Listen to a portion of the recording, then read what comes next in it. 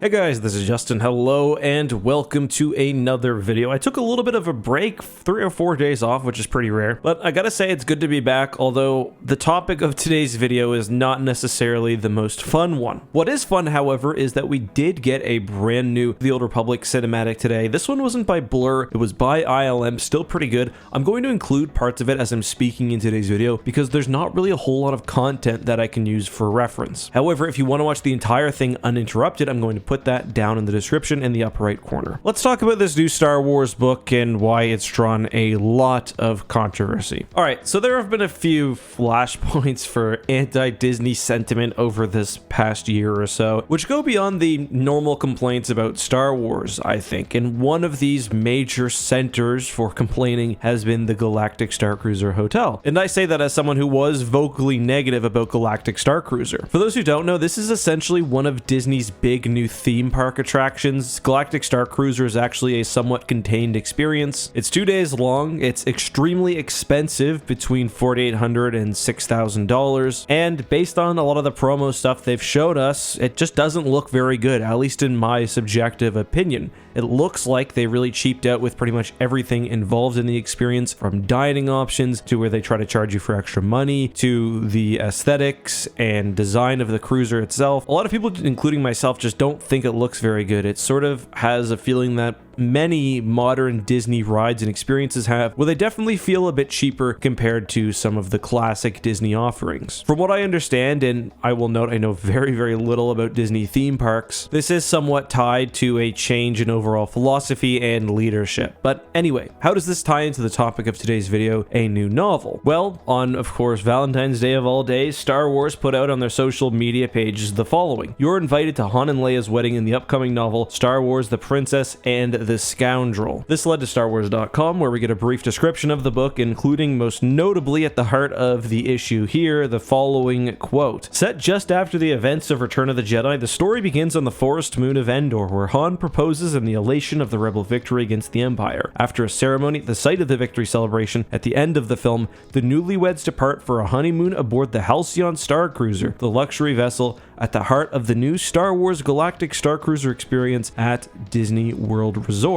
And I gotta say, some people reflexively, when this came out, were like, oh, the usual suspects will be complaining now about this Star Wars news. But I have to say, based on the people that I follow, which are across the Star Wars spectrum, there are a lot of really negative feelings about this. And I'm going to read a few tweets. I'm going to anonymize them so that people can't be bothered either way, which I think describe how a lot of people, including I think myself, are feeling. "I defend Disney often, but I'm sorry. Han and Leia honeymooning on the Galactic Star Cruiser, aka the absurdly expensive Disney Parks attraction/hotel, feels really slimy to me, and I can't see it as anything but a commercial for something most Star Wars fans cannot afford." Another: "So in this, they shamelessly plug the Disney Star Wars Hotel. That's $5,000 for 2 nights. I'm not sure how to feel, but I'm glad someone is getting a chance to write and have a dream come true." And one final one, not them connecting this to their overpriced hotel, LMFAO. So yeah, there's definitely not an absolute consensus, but a lot of people are sort of keying in on this one issue.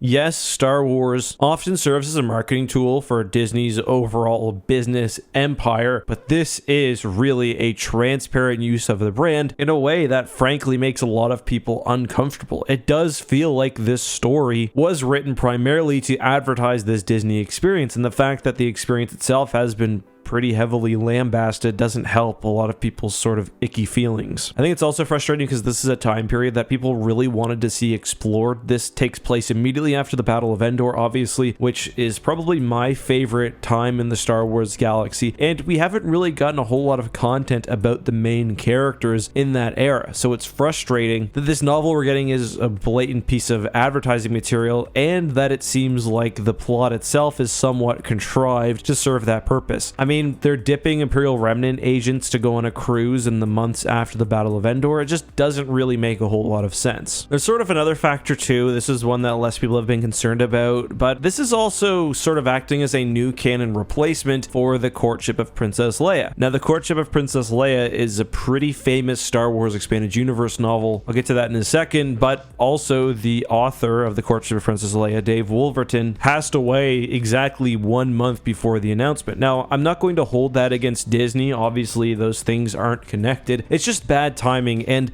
this does seem to be a pretty poor replacement for The Courtship of Princess Leia. Now, I actually love that book. It's got a very different feel than a lot of the Bantam era Star Wars novels. It pretty much is a fantasy book set in the Star Wars universe, but it also introduced lots of things to the universe that would go on to form important parts of the EU and beyond. For example, the planet Dathomir and the Night Sisters come from The Courtship of Princess Leia, as do the Hapens, Warlord Zinj, a bunch of other reoccurring EU characters, and more. So yeah, the fact that this piece of essentially marketing material for an overpriced Star Wars hotel is coming out and replacing what was a very original, fun, and somewhat iconic EU novel definitely isn't an amazing look. That being said, the two novels, by the way, aren't complete replacements for each other. The Courtship of Princess Leia takes place far after the Battle of Endor. We don't get the wedding until the end of the book. They're not going on a vacation or something, but it's ultimately about the relationship between Han and Leia and ultimately their decision to get married. But guys, that's all I have for today. A bit of a shorter video. Hope you enjoyed it nonetheless. Again, if you liked this new Old Republic footage, I've linked to it down in the description. Till next time though, be safe, have a good one, and may the Force be with you.